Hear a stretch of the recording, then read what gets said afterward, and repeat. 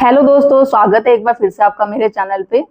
दोस्तों, आज की वीडियो बहुत ज़्यादा इंपॉर्टेंट होने वाली है। आज की वीडियो में मैं ऐसा सॉल्यूशन बताऊंगी आपको जिससे कि एक ही डेट की हेयरिंग पे ना आपको डिवोर्स मिल जाएगा। और वो ऐसा सेक्शन है जिस सेक्शन के यूज से ना आपका 498 भी खत्म हो जाएगा, घरेलू हिंसा का केस भी खत्म हो जाएगा, मेंटेनेंस लगा होगा वो भी आप रुकवा सकते हैं। ये एक ऐसी धारा है। नॉर्मली वे लोग इस धारा को ना वैसा ही समझते हैं कि इससे कोई फायदा नहीं होता, कुछ नहीं होता। 99% लोग ऐसे समझते हैं, बट मैं 1% मानू जो मैं ये वीडियो बना रही हूँ, जिस धारा का मैं इस वीडियो में डिस्कस करूँ जिससे आपको फायदा होगा, जिस लोगों ने समझ लिया ना तो आगे जाके सही कहती हूँ उसकी जिंदगी सवर जाएगी, और जिन्होंने नहीं समझा तो उसके पास मेरे पास वर्ड ही नहीं है। तो चैनल पे बने रहिएगा, वीडियो बिल्कुल स्किप मत करना, और चैनल को सब्सक्राइब करना, लाइक करना, शेयर करना बिल्कुल मत भूलिए। ज़्यादा से ज़्यादा लोगों तक शेयर करिए ताकि और भी लोगों तक पहुँचे और उन्हें भी हेल्प मिल सके। देखो दोस्तों, जो ये मैं धारा की डिस्कशन कर रही हूँ ना आपसे, मोस्टली क्या होता है जब भी हस्बैंड वाइफ में डिस्प्यूट होता है, पत्नी मायके चली जाती है ससुराल को छोड़ के, बट वो जब जाने वाली होती है ना वो आपको हिंट जरूर देती है कि जाने वाली है, बट बहुत सारे पति उसको इग्नोर मार देते हैं। किस तरीके से, जैसे मैं हमेशा बोलती हूँ, उसका बिहेवियर, उसका वे ऑफ टॉकिंग, उसका आपके पेरेंट्स के साथ बिहेवियर कैसा है, बात करने का तरीका, सारी चीजें। तो मैं आपको हमेशा बोलती हूँ उसी वक्त से जब आपको लगता है ना बिहेवियर चेंजेस है आपकी वाइफ में, तो आप एविडेंस बनाने लग जाओ, रिकॉर्ड करो चीजों को कि आगे जाके आपको काम आएगा। नहीं भी होता एविडेंस तो अभी भी देर नहीं हुई, अभी भी आप बना सकते हो। और बात रही सबूत नहीं है, मेरे पास कमेंट भी ऐसे आता है कि मैम हमारे पास सबूत नहीं है तो हम क्या करें। सबूत नहीं है, पहली बार तो सबूत बनाओ, और नहीं भी नहीं है ना तो आपको पता है कि आप सही हो तो आप अपनी बात पे अड़े रहो। डरने की जरूरत नहीं है किसी से कि आप कि पुलिस से डर रहे हो, जज क्या बोलेगा, जज ने जो फैसला दे दिया या पुलिस ने जो बोल दिया वही करना है। डर में आ जाते हो तो वो चीजें नहीं करनी। आपने जब कोई गलत काम नहीं किया तो डरने की क्या जरूरत है।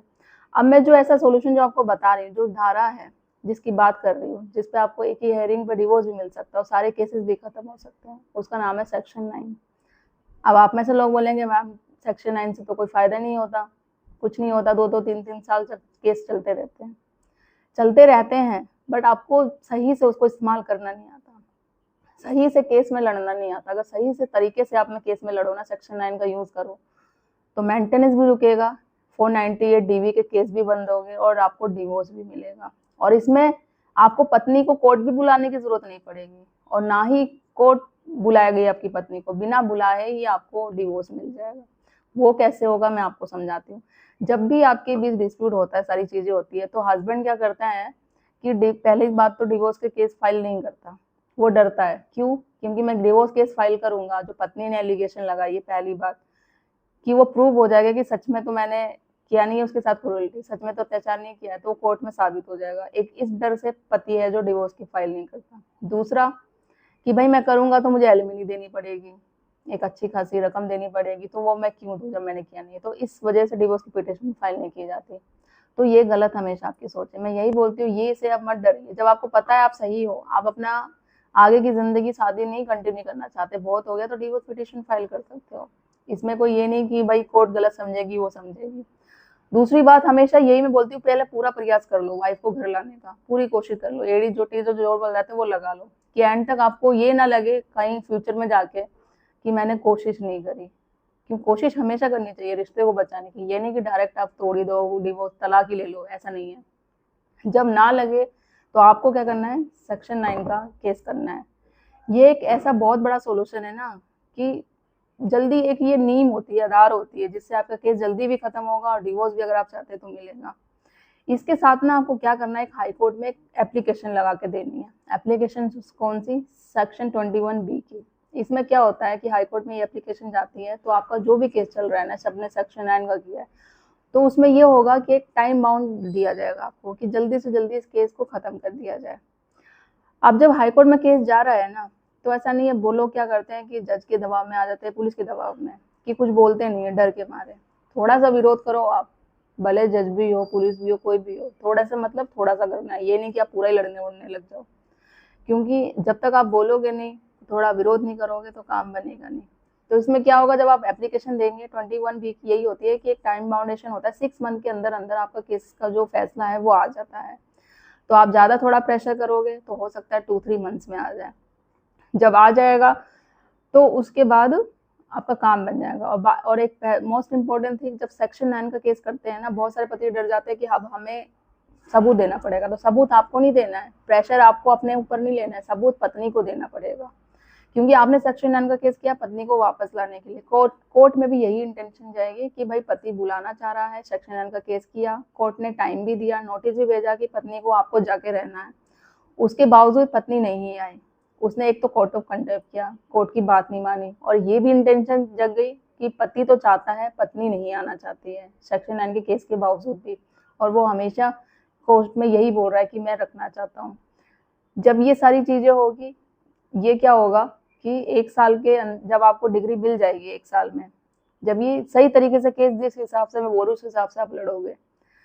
अब आपको क्या करना है, जब डिग्री मिल गई ना 1 साल के अंदर आपको, तो पत्नी को एक 3 नोटिस भेज दो, सिंपल नोटिस भेजो, किसी एडवोकेट की हेल्प की जरूरत नहीं है। उसमें आप ये बोलो कि भाई मेरे को डिग्री मिल गई है सेक्शन 9 की, तुम्हें वापस आना, एक चांस और देता हूँ, तो वापस आओ, दोबारा से रिश्ते को चांस दो, वापस रहो। 3 बार आपने दे दिया, नहीं आए, कोई बात नहीं, डिग्री आपके पास है। 1 साल के बाद वो सेक्शन 9 की डिग्री क्या होती है ना, ऑटोमेटिक डिवोर्स में कन्वर्ट हो जाती है। आप डिवोर्स आराम से इजीली ले सकते हो, और इसमें आपको ये नहीं है कि पत्नी की परमिशन लेने की जरूरत पड़ेगी कि भाई मुझे आके डिवोर्स दो। होता है ना कि भाई पत्नी तो डिवोर्स दे भी नहीं रही है, ना साथ रह रही है, और आपको परेशान भी कर रही है, जिसे हम बोलते हैं एक तरफा तलाक। तो वो कंटेस्टेड डाइवोर्स ले लेना बहुत बड़ा टास्क हो जाता है, क्योंकि पत्नी तो एग्री नहीं है, चाहे पत्नी हो या पति हो, ठीक है, एक पार्टी एग्री ना हो, एक पार्टी ना हो, तो बहुत बड़ा टास्क हो जाता है। अब पत्नी पूरी तरीके से प्रेशर करेगी आप पे, मोरल आपका डाउन करवाएगी, टेक्निकली तरीके से पूरा प्रेशर करेगी कि आप खुद बोलो कि डिवोर्स मुझे चाहिए, और जब आप उसकी बातों पे एग्री हो जाओगे, जो उसकी डिमांड है, जो वो चाहती है, उस बात पे वो अच्छी खासी रकम, लाखों में क्या करोड़ों में आपसे करेगी, यहाँ तक कि आपकी प्रॉपर्टी की डिमांड करेगी। तो भाई जिसके पास पैसा होगा वो देगा, नहीं होगा, और पैसा देने के बावजूद भी ये यहाँ मैटर रुकता नहीं है। तो वही चीजें जब ये कंटेस्टेड डाइवोर्स आता है ना कि एक तरफा तलाक कैसे होगा, तो इस तरीके से होगा, और पत्नी को कोर्ट में बुलाने की जरूरत भी नहीं पड़ेगी, ना ही कोर्ट बुलाएगा, और परमिशन लेने की भी बार बार आपको ये होता है ना कि भाई तू मुझे डिवोर्स दे दे, डिवोर्स दे दे, जो तुझे रकम चाहिए वो मैं दे दूंगा। पति गिड़गिड़ाते हैं डिवोर्स के लिए, जो वो बोलेगी उस हिसाब से कर देंगे, बट पत्नी नहीं देती, क्योंकि उसका मेन मकसद आपको परेशान करना है, आपको सबक सिखाना है, पूरी तरीके से आपको टॉर्चर करना है।